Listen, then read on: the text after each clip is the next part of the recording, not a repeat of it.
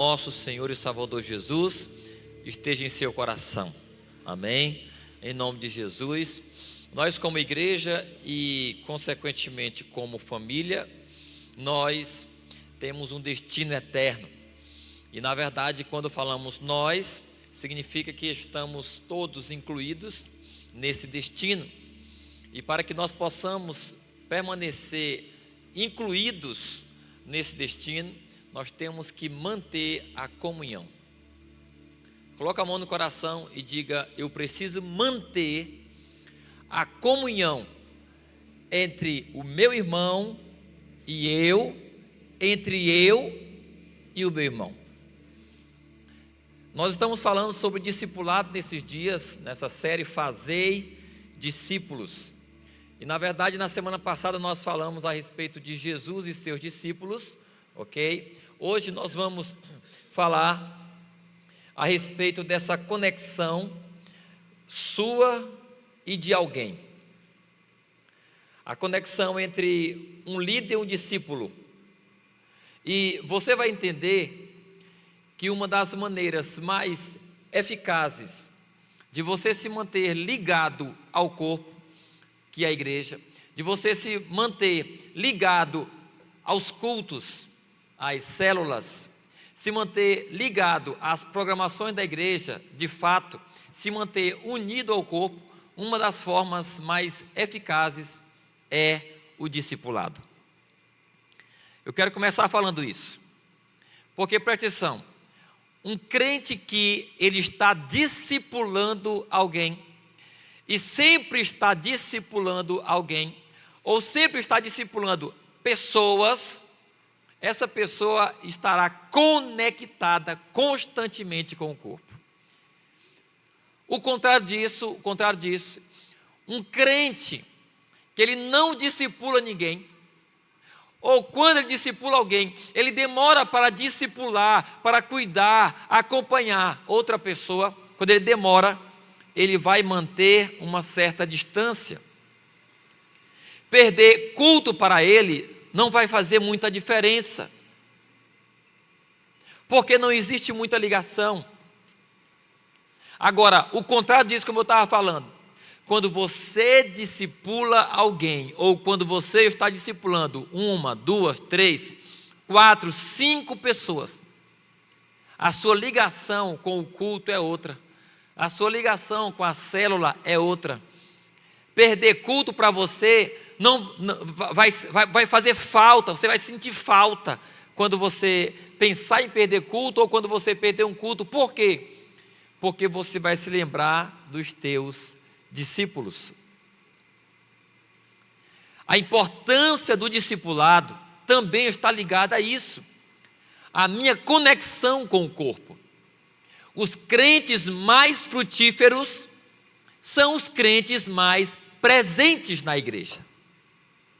Os crentes mais frutíferos são os crentes que mais creem, são os que mais ofertam, são os que mais dizimam, são os que estão sempre vestindo a camisa, porque estão ligados de corpo e alma, e eles zelam, como Jesus, pela casa do Senhor.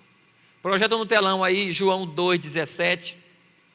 João 2,17, aqui os discípulos olhando para Cristo, né? Depois de uma atitude dele em relação à casa do Senhor, eles lembram-se do que está escrito: o zelo pela tua casa me consumirá. Os seus discípulos lembraram-se do que está escrito: o zelo pela tua casa me consumirá.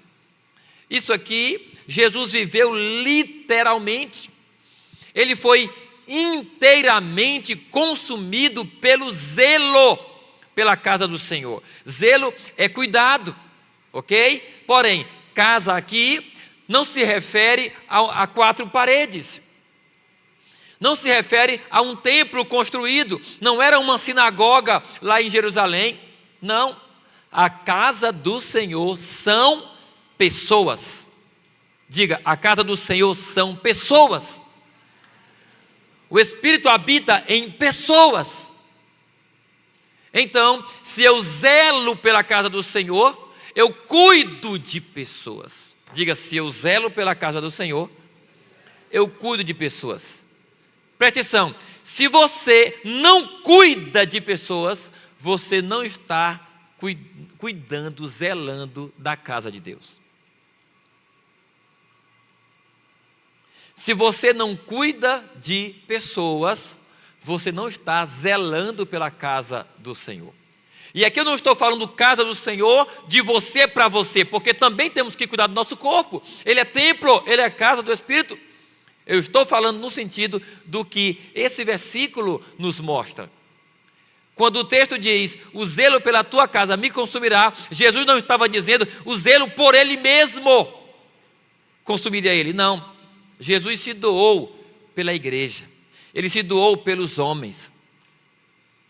Então, eu estou começando aqui essa ministração, abrindo a sua mente, para inculcar na sua cabeça, de que a sua conexão com vidas, você cuidando de vidas, levando elas para a presença de Deus, lendo a Bíblia para elas, ensinando, se preocupando, ligando, fazendo ela crescer, acompanhando ela em cada fase de sua vida com Deus, essa vida sua, esse estilo de vida seu, faz com que você permaneça no corpo de maneira vívida, de maneira eficaz, de maneira esperançosa. E naturalmente, essa atitude, esse estilo de vida caracteriza zelo pela casa do Senhor. E uma igreja assim é uma igreja que cresce. Uma igreja dessa forma é uma igreja que multiplica vidas, faz crescer vidas. Então, coloca no teu coração, na tua cabeça nessa noite, querido. Eu preciso discipular alguém. Eu preciso cuidar de alguém. Assim como você veio a Cristo, e assim como você foi cuidado, não sei como foi o teu discipulado. Alguns discipulados são mais intensos, porque tudo depende do discipulador. Outros às vezes estão menos, porque o discipulador não está tão ligado. Ou talvez a pessoa deu tanto trabalho, talvez você deu trabalho, não sei se você deu trabalho para o teu discipulador, mas nem todo discipulado é igual. Porém, o que nós precisamos entender como igreja, queridos, é que nós precisamos nos doar por alguém, e por alguém, e por alguém, e por alguém. O que é esse por alguém, continuando, por alguém, por alguém? Terminou o discipulado, começa outro, terminou o discipulado, começa outro, terminou o discipulado, começa outro. Ide e fazer discípulos, no plural. Não é discípulo, é discípulos. E na verdade, esse movimento de um cuidando do outro, de fato, é o estabelecimento do povo de Deus para Ele. E aonde é que isso acontece? Na igreja. Deu para escrever a frase, digitar? Coloca essa frase bem aqui. Olha que interessante essa frase aqui, de um livro que eu estou lendo. A igreja local é o lugar estabelecido pelo Senhor para formar um povo para si. Diga assim, para formar um povo para si. Deus estabeleceu a igreja local para formar um povo para Ele. Porque no final de tudo, Jesus virá e levará a igreja, levará esse povo que foi formado, Ele levará para si, levará para o céu, levará para a comunhão eterna. Porém, antes da sua vinda, esse povo tem que ser formado. E aonde é que é formado esse povo? Na igreja. E esse povo é formado no discipulado principalmente. Um povo formado para Deus começa no discipulado. Porque não é só levantar a mão. Muitos se convertem aqui, muitos se convertem na cela, muitos se convertem na rua, muitos se convertem assistindo televisão. Agora, crescer em Deus depende do discipulado. Discípulo, como eu falei na semana passada, é um seguidor convicto, determinado a continuar o trabalho do seu líder. Diga assim, discípulo é um seguidor convicto, determinado a dar continuidade ao trabalho do seu líder. Jesus formou discípulos, sim ou não? Esses discípulos, eles continuaram a obra, sim ou não? Quem aqui é discípulo de Cristo? Diga aleluias. Quem vai continuar essa obra? Diga aleluias. Nós seremos verdadeiros discípulos se continuarmos a obra. E não tem como continuar a obra se não estivermos determinados. Então, naturalmente, assim como você foi formado, você tem que formar outros. E essa conexão, ela mantém a igreja viva. Igreja morta é uma igreja de pessoas desconectadas. Uma igreja fria é uma igreja de pessoas desconectadas. E essa conexão, eu não estou falando que é gerada lá no Arena 10 agora, está na moda aí. O Aleph e o Ricardo lá arrendaram o Arena 10, um Prime Beach lá, né? E tudo mais. Eu não estou falando dessa comunhão, eu não estou falando do churrasco, eu não estou falando do espetinho depois do culto, eu não estou falando daquela área de convivência ali, não. Eu estou falando de uma conexão gerada em Cristo, através de um relacionamento cujo objetivo principal é você, líder, gerar Cristo no seu discípulo. É você, líder, gerar, ou como Paulo diz, formar Cristo no teu discípulo. É esse tipo de comunhão que de fato vai conectar cada membro, cada crente um ao outro e que vai gerar vida de verdade. Nem todo relacionamento gera vida. Nem toda conversa Jesus está no meio.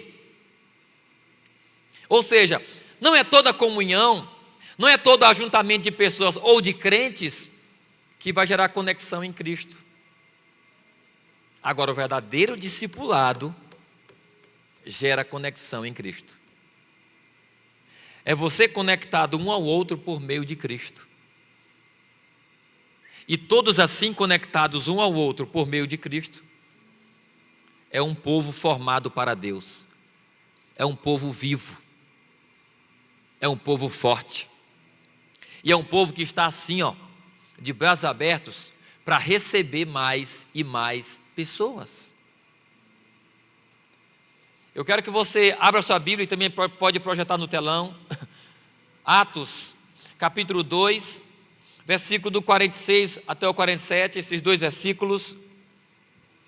Esses versículos aqui, eles são os versículos, ou é a parte mais citada quando se fala de igreja primitiva, no sentido de comunhão, no sentido de novos irmãos, começando uma obra, começando algo. É o texto mais lido. E aqui nós temos uma ideia final do que é isso aqui, ok? Então o texto vai dizer assim: todos os dias continuavam a reunir-se no pátio do templo, partiam o pão em casa e juntos participavam das refeições com alegria e sinceridade de coração, louvando a Deus e tendo a simpatia de todo o povo. O Senhor então lhes acrescentava diariamente os que iam sendo salvos. Quem de fato crê, queridos, e quem, além de crer, deseja que nesse ano possamos crescer e multiplicar, de verdade.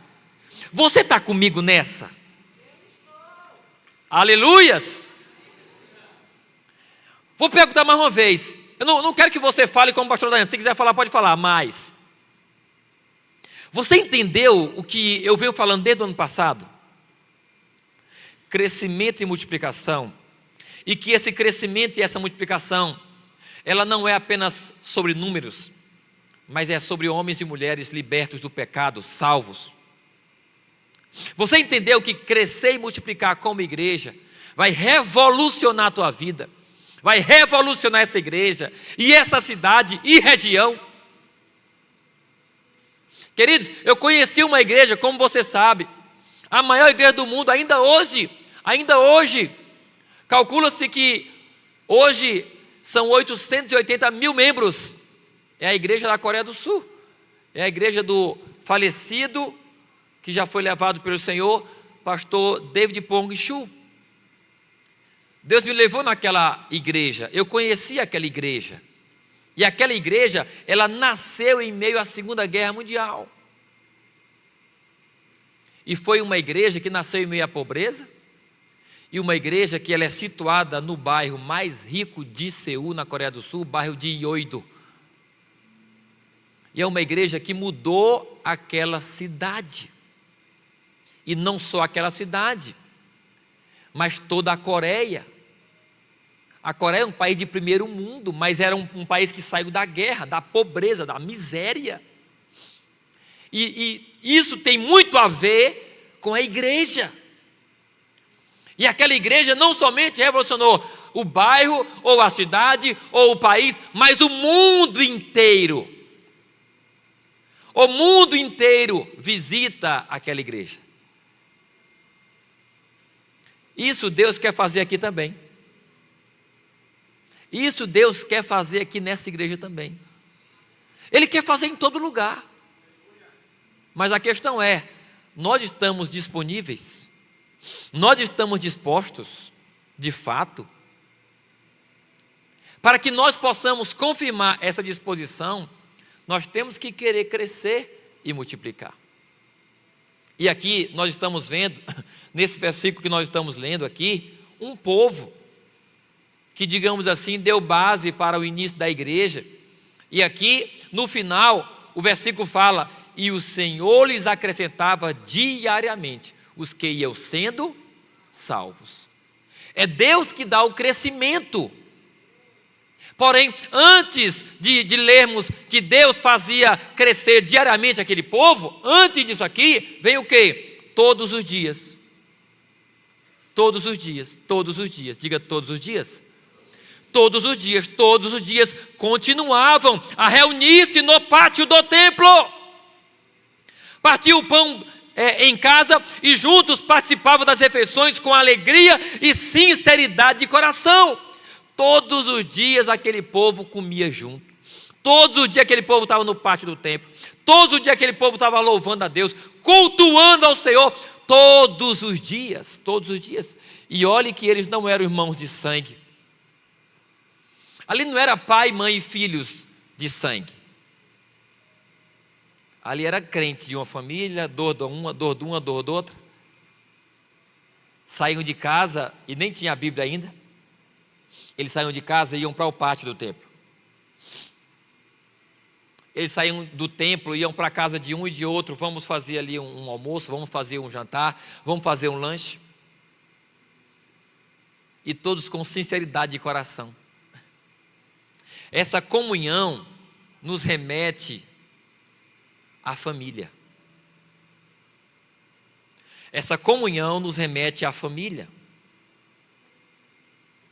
Uma família é um grupo de pessoas unidos com laço de sangue. Muito forte, muito forte, muito forte. Um cuida do outro. Uma família verdadeira que se ama, um cuida do outro. O pai cuida, o marido da esposa, não é marido da esposa, mas pai e mãe. O pai, ele cuida dos seus filhos. A mãe cuida dos filhos. Os irmãos cuidam uns dos outros. Os filhos cuidam do pai. Eles estão juntos constantemente. Eles dormem juntos. Eles viajam juntos. Quando um está passando por um problema, o outro ajuda. Todos os dias eles se veem. De manhã, bença pai, bença mãe. Saem, vão trabalhar, voltam para almoçar juntos. No Natal estão lá ao redor da mesa na ceia, um exemplo. Pois a igreja, como eu venho falando também há muito tempo, ela é uma família.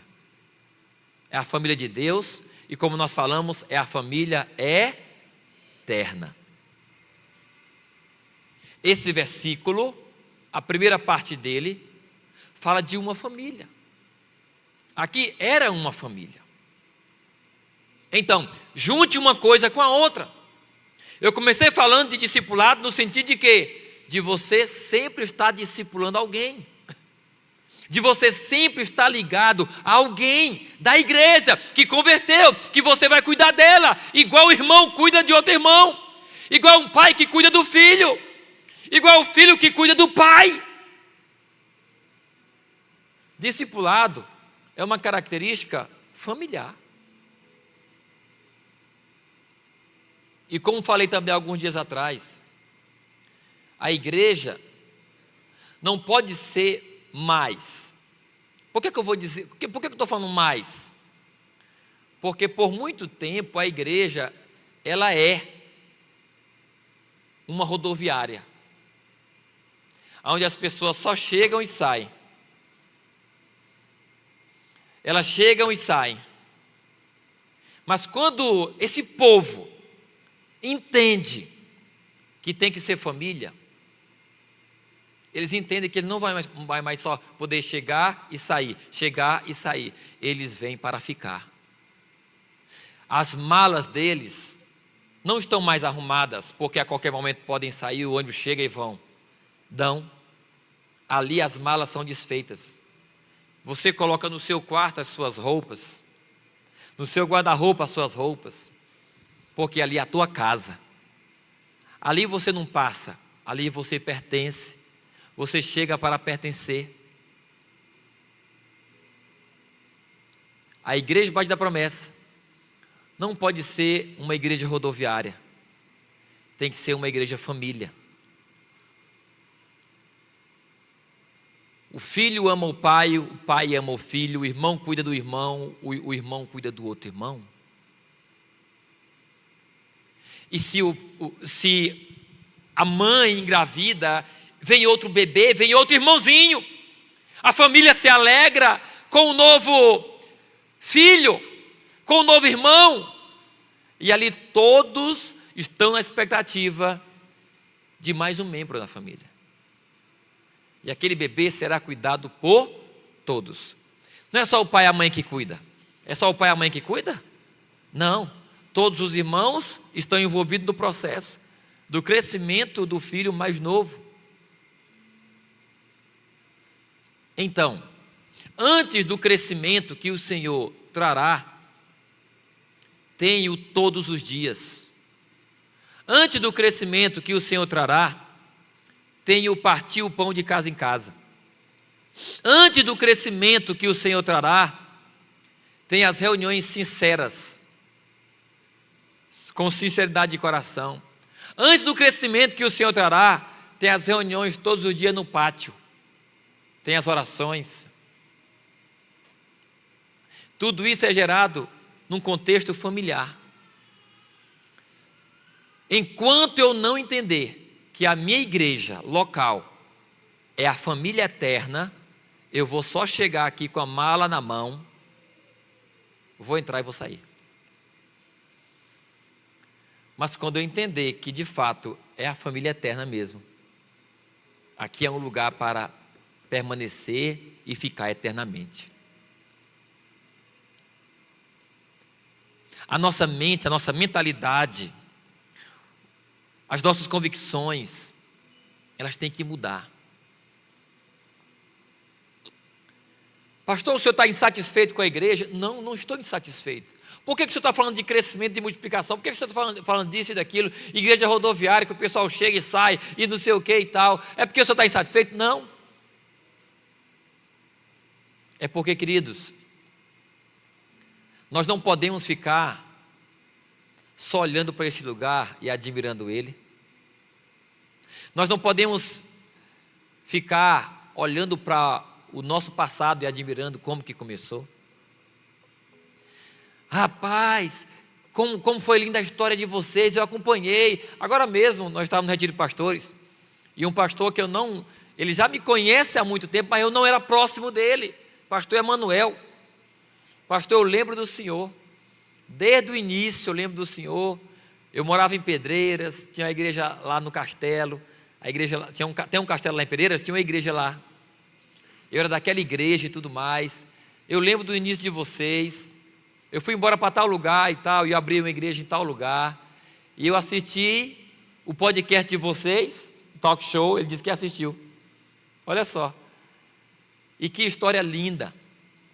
É linda mesmo. Mas e aí? Nós vamos ficar só admirando a história? Nós vamos ficar só admirando esse lugar? Porque é um lugar lindo, agradável. Eu sou suspeito de falar. A igreja Batista da Promessa, em tão pouco tempo fez isso tudo tal. Eu não vou me esquecer isso. Mas, queridos, isso é o de menos. Quando tem muito mais pessoas lá fora precisando do que você recebeu. Isso que nós falamos não é mentira, é verdade. Mas não pode ser aquilo que vai encher a nossa boca e o nosso coração de satisfação. O que tem que encher o nosso coração, a nossa boca e o nosso coração de satisfação é mais alguém que eu ganhei para Jesus, é mais alguém que foi liberto, é mais alguém que foi transformado, é mais alguém que eu estou discipulando, é mais alguém que você está discipulando, é mais uma célula que foi aberta, é mais uma célula que multiplicou, é mais um culto que começou na igreja Batista da Promessa. É mais um culto. Por que mais um culto? Porque não cabia mais. E aí o mesmo tanto de gente que estava lá dentro, estava lá fora, esperando terminar o culto para entrar. Note que tudo isso que eu estou falando, os meus olhos não veem ainda. Mas é isso que tem que queimar no nosso coração. Quando nós olhamos para isso, nós somos apontados para adiante, nós somos apontados para o futuro. Quem fica só olhando para o passado, ele trava. Se essa igreja ficar só olhando para o passado dela, ela vai travar. Mas se ela de fato desejar tudo isso que eu estou falando, ela vai avançar, queridos. É assim que funciona. Tudo que você contempla, deseja e trabalha para ter, você vai conseguir. No nosso caso, é Deus o primeiro interessado em que? Em ganhar vidas. Então, esteja conectado com alguém através do discipulado. Sempre tenha alguém novo. Sempre tenha alguém novo na tua vida. Fala para o teu irmão, sempre tenha alguém novo na tua vida. Mas essa pessoa nova não é um novo amigo que tu conheceu, que não sei, é alguém que chegou a Cristo e você está cuidando dela. Gere no teu coração um ambiente em relação à igreja familiar. Familiar. Deixa eu te falar. De vez em quando eu converso com alguém, às vezes da liderança, com alguém da igreja e tal, e eu digo, não fala isso não. Não fala isso não. De quê? E até um conselho para os patrões, principalmente aqui. Quem tem funcionário, levanta a mão.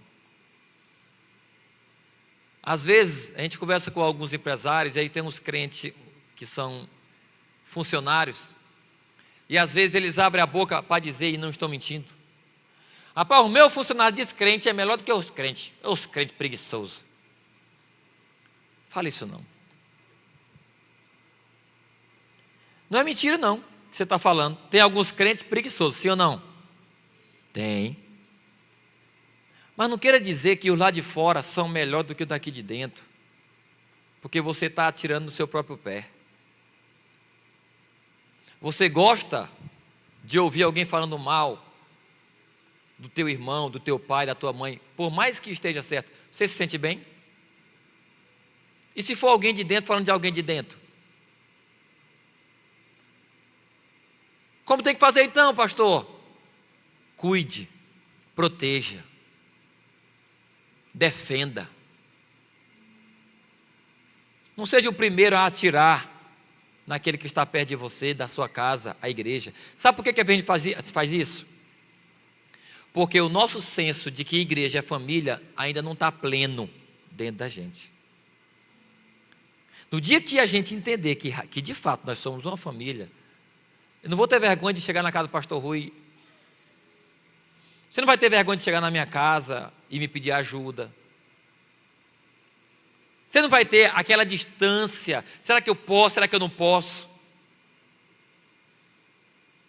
Por quê? Família é família, meu irmão. Comendo sal ou sem sal, passando dificuldade ou sem dificuldade, está junto. Quem está entendendo? É família. Pastor, de onde você tirou isso? Está na Bíblia, meu amigo. Abra sua Bíblia aí, ó. Projeta no telão aí, nesse momento. Gálatas, capítulo 6, versículo 10. Capítulo 6, versículo 10, vai dizer um texto muito conhecido, que nos fala assim: portanto, enquanto temos oportunidade, façamos o bem a todos, vírgula, completa a igreja. Mais uma vez, portanto, enquanto temos oportunidade, façamos o bem a todos, vírgula. Especialmente, destaque. Foi destacado esse final, especialmente, tanto depois da vírgula, como a palavra especialmente, aos da família da fé. Eu vou ajudar todos, mas primeiro, os da família da fé. Eu vou cuidar de todos, mas primeiro, dos da família da fé. Está aqui a base. Tem gente boa lá fora? Tem. Mas o meu olho, o meu coração tem que estar primeiro nos da família da fé.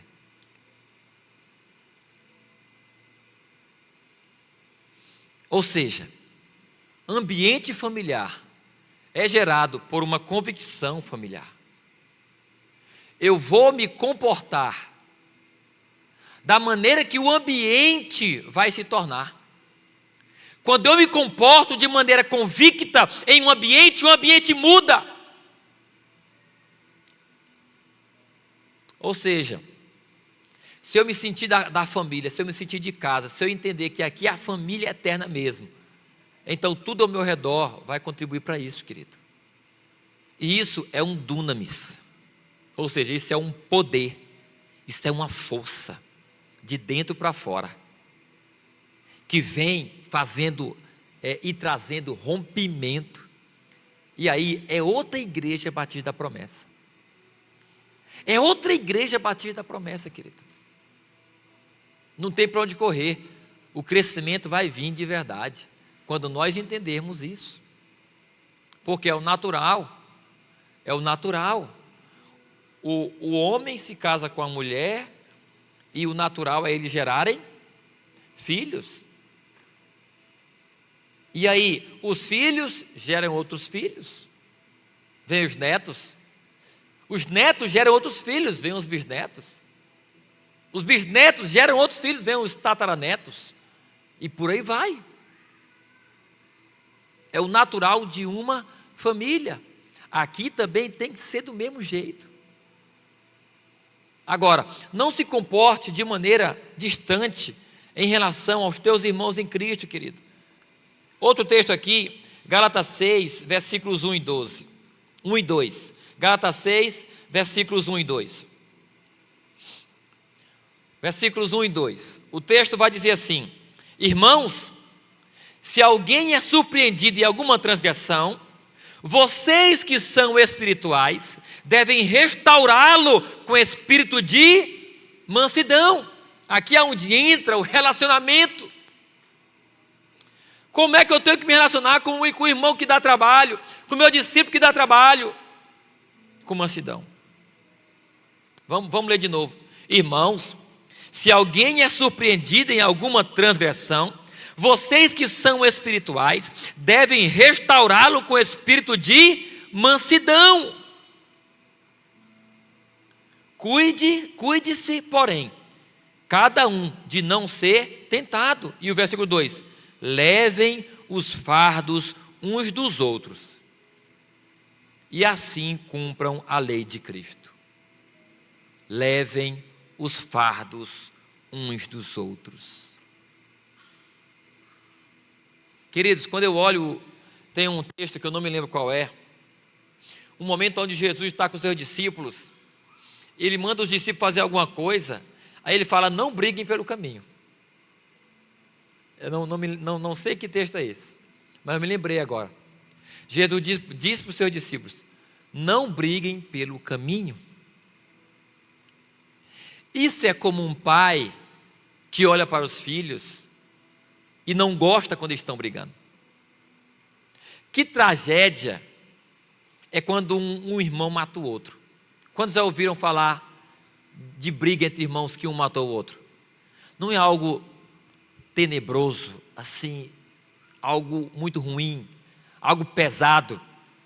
Eu me lembro lá em Graçaranha que o irmão matou o outro. E quando os dois estão brincando e um mata o outro sem querer, não é pesado também? Ou seja, um irmão contra o outro, um mata o outro.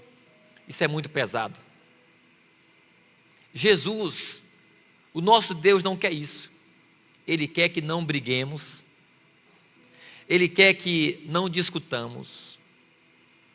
Ele quer que não venhamos a andar intrigados, com a cara voltada para o lado. Ele não quer que eu sinta inveja do meu irmão. Ele não quer que você olhe e permaneça distante. Hoje mesmo eu disse: meu Deus, eu estou muito longe lá de casa. E olha que eu vou direto lá, né? Mas eu disse assim hoje, eu disse para o Ricardo, hoje eu fui lá em Graçaranha, mas o Ricardo e a Fran, a gente foi olhar um detalhe lá do salão, que a gente alugou, né, para a igreja. Está nos detalhes lá, gente, está nos detalhes lá do salão. Logo, logo vamos inaugurar a igreja, toda a igreja vai estar, a promessa vai estar lá. Vai ser a primeira filha da Igreja Batista da Promessa. Aplauda o Senhor em nome de Jesus. Aplauda mais forte, que pelo amor de Deus. Meu Deus, isso é muito grande. A Igreja Batista da Promessa vai abrir outra igreja em outra cidade. Meu irmão, isso é poderoso demais. É só a primeira de muitas. Meu Deus.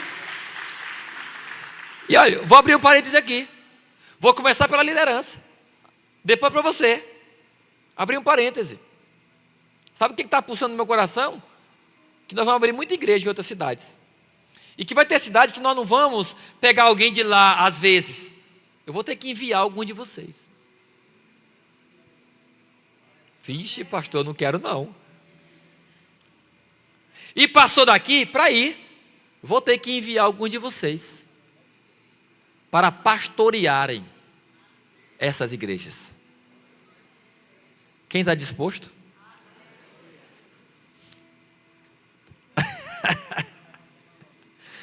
Isso é muito grande, gente. O zelo pela tua casa me consumirá. Meu querido. Então, voltando.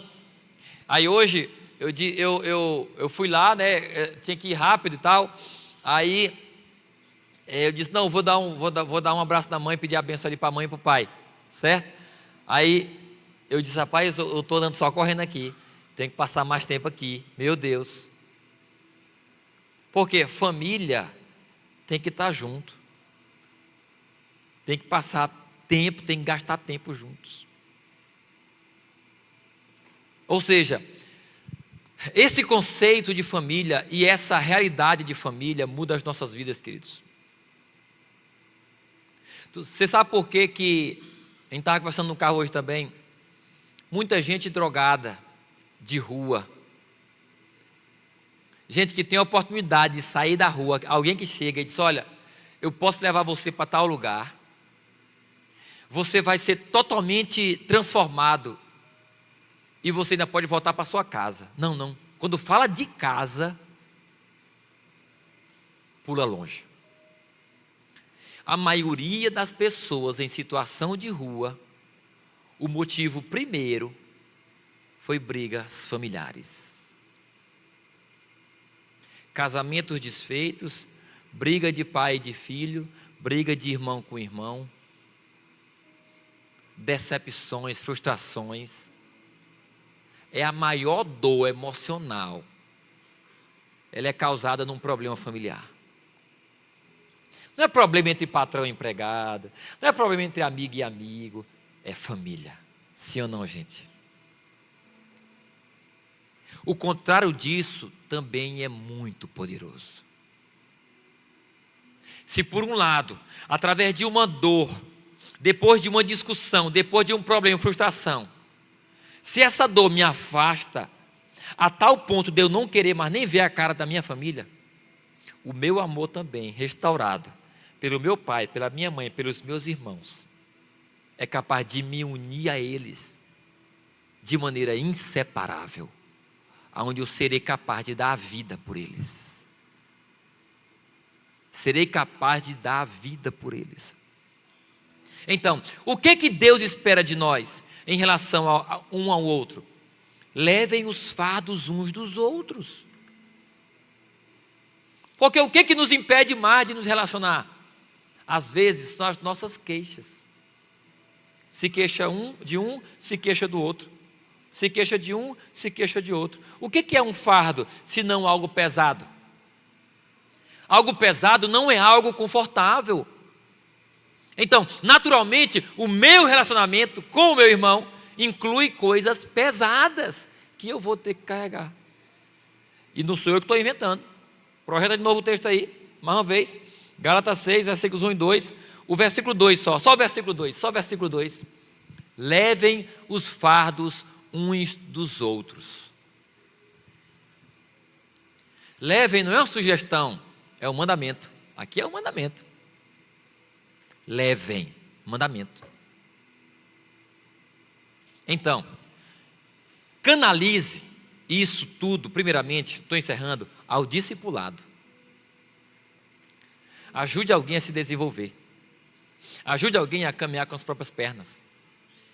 Até ela ter forças para poder ajudar outra pessoa.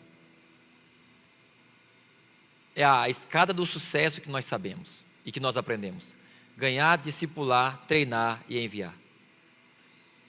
Depois que a pessoa ganha para Cristo, nem sempre você vai ganhar. Ela vai chegar aqui, alguém convidou, ela chega aqui e converte. Mas você recebe a ligação, você vai cuidar de fulano de tal, recebe a ficha dela. Você vai discipular ela. Vai acompanhar ela. E olhe que isso está sob o olhar de Satanás. O diabo fica olhando para tal pessoa para querer arrancar ela de novo para o mundo. Porém, olha a importância do discipulador. Quando o diabo olha que essa pessoa nova convertida sempre tem alguém perto dela, um irmão mais velho, mais experiente, cheio de amor, cheio da unção, cheio do poder de Deus, cheio de sabedoria para aconselhar. Quantas pessoas novas convertidas principalmente não precisam de um conselho, querido? Quantos não desistem porque um filho do diabo ficou no ouvido dele dizendo isso e aquilo, dizendo isso e aquilo, dizendo isso e aquilo? Aí a pessoa, pela, às vezes, ausência do discipulador, e aqui eu não estou colocando que a culpa no discipulador, quando a pessoa se desvia, e sempre é culpa do discipulador, não. Tem pessoas que dão trabalho demais ao ponto de o discipulador ser exemplar, mas mesmo assim a pessoa não firma, ok? Mas eu estou falando no sentido da nossa parte, a nossa parte. Às vezes um filho do diabo está lá, presente na vida daquela pessoa, e tal pessoa, ela é desviada. Ela esfria, porque creu naquilo que a pessoa falou, e o discipulador não estava presente, para poder conversar, e mostrar o outro lado, e orar por ela, e abraçar ela, e dizer, não, você vai para a igreja hoje. Tem pessoas que convertem, e se não é o discipulador, para às vezes ser duro, e aí meu filho, estou te ligando hoje, tem culto e tal, e aí, está tudo certo? Vamos fazer isso. Tem muita gente que não vem para o culto por besteira, e às vezes uma ligação, opa, não, vou sim, não, porque não sei o que e tal, estou sem moto, pneu furou, não sei o que, não, eu te busco aí, não, eu passo na tua casa, cara, não pastor, mas não tenho moto, você de líder, né, você é discipulador, pega a moto de alguém, não, eu vou te buscar, tal hora eu estou aí, ó, e Rogério, me presta bem tua moto, pastor, não me presta bem teu carro, eu vou buscar um discípulo. Você não pede para você para fazer a mudança? Não pede para você para poder fazer isso e aquilo? Por que não pede para ir buscar um discípulo na casa dele para trazer para a igreja? Para que é mesmo? Não é buscar um discípulo. Olha que coisa linda. Eu vou buscar o meu discípulo. Eu vou buscar o meu discípulo. Chega lá e traz ele. Quantos discípulos no seu início foram livrados do desviar ou livrados das garras do diabo, porque o discipulador chegou na hora certa? Porque o discipulador chegou na hora certa. Você, discipulador, é muito importante na vida do seu discípulo. Lembre, vou terminar na frase, projeta a frase de novo aí. A igreja local é o lugar estabelecido por Deus para formar um povo para si. A igreja local é esse lugar. E como é que esse povo é formado? Principalmente, uns cuidando dos outros. Coloca como meta na tua vida. Rapaz, eu não tenho nenhum discípulo. Liga para o teu líder de rede. E aí, não tem ninguém para discipular? E aí, não tem ninguém para discipular? Eu estou aqui preparado.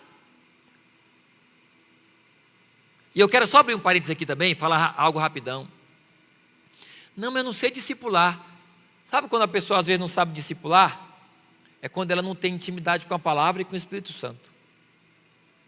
Porque quando a pessoa tem intimidade com a palavra e com o Espírito Santo, ela vai ser uma pessoa naturalmente conselheira. E uma das maiores características de um discipulador é o conselheiro. Como é bom você sentar, conversar com alguém que sabe te dizer o que tu tem que fazer.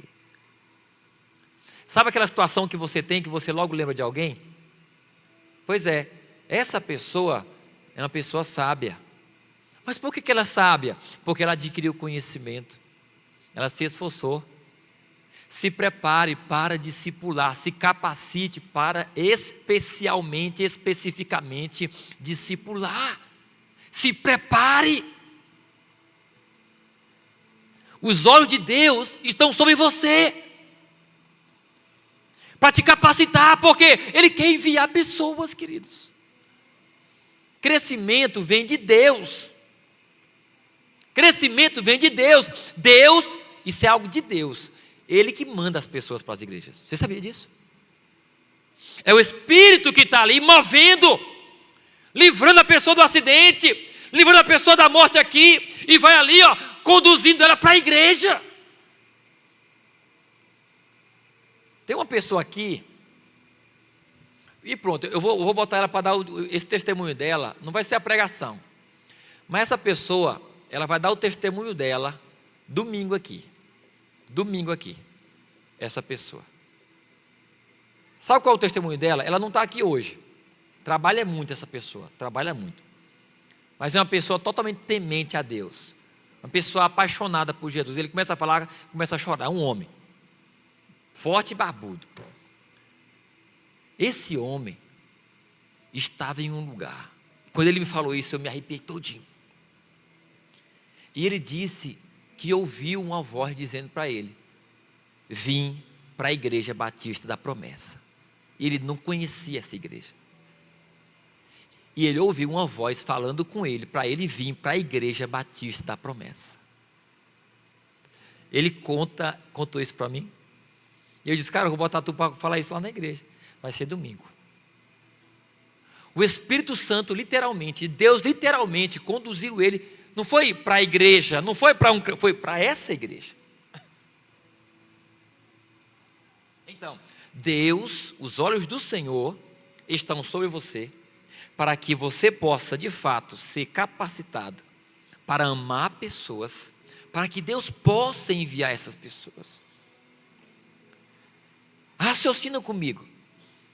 Se de repente em um mês se convertessem 300 pessoas de uma vez só aqui na igreja, será que teríamos capacidade para acompanhar essas pessoas? Será que essas pessoas seriam discipuladas todas ao mesmo tempo? Elas seriam discipuladas se todos nós estivéssemos disponíveis. Você está disponível para discipular? Pensa nisso, querido. Pensa nisso. Pensa na igreja como uma família de verdade. De verdade. Ok? Então, se você crê na palavra de Deus, aplauda o Senhor, em nome de Jesus. Está sem discipular alguém? Procure o teu líder de rede, o mais rápido possível, e diga: eu quero discipular alguém. Eu quero discipular alguém. Ok? Se coloque de pé em nome de Jesus. Glória a Deus. Nós vamos orar, selando essa palavra em nome de Jesus.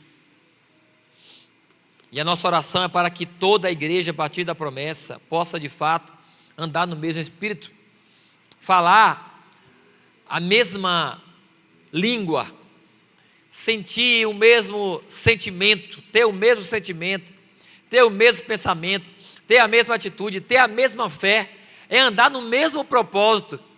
Não é um para um lado e outro para o outro.